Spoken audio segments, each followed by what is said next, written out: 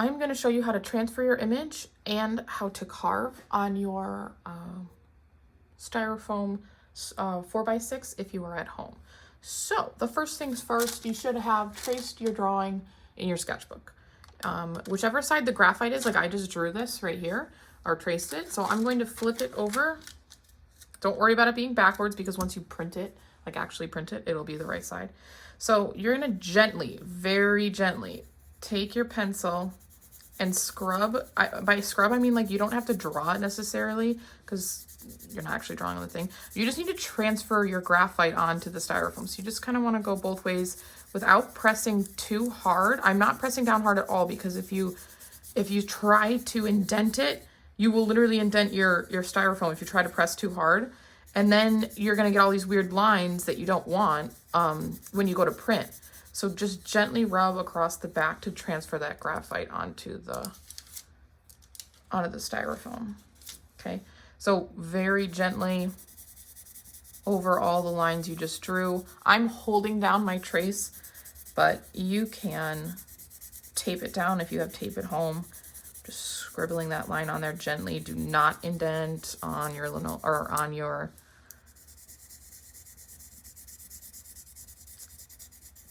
styrofoam. All right, so you can kind of see that my graphite has transferred. I just went a little bit too hard on this side. This side's great.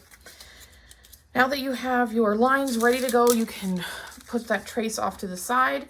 Now is where you're gonna have to decide what you're gonna carve with. You can either carve with the wooden tool that you have from your clay piece. This would be the best tool to use.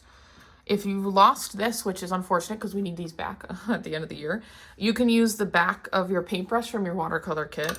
Or I would completely wear this out and I guess you could technically carve it, you don't want any graphite. So maybe even a toothpick would be better than that, okay?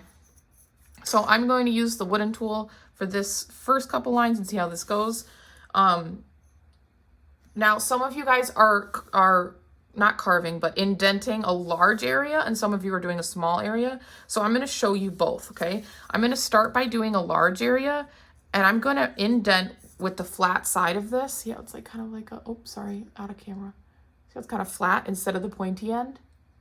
I'm going to indent along the lines I just made so that I'm indenting all of the negative space. I want this to be white in this area.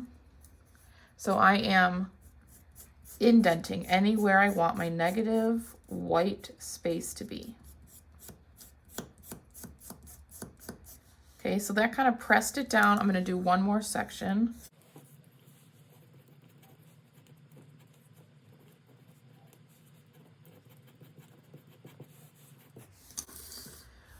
Okay, now you can kind of see I have two indented areas. I wanted that white and I want this line to print. So now I'm going to do some fine lines in my flower. You have to be careful you don't rip it. You can't, going straight up and down, you might grab it and like rip a hole in it.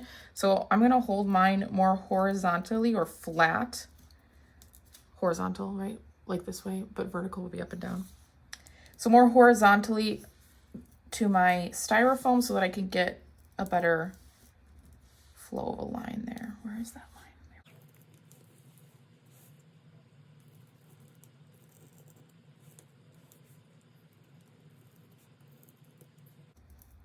Okay, so now you have some fine line that you've indented here and some larger ones. I'm gonna go ahead and finish this up off camera, and then eventually you guys will have a couple work days to carve this, or indent, I should say.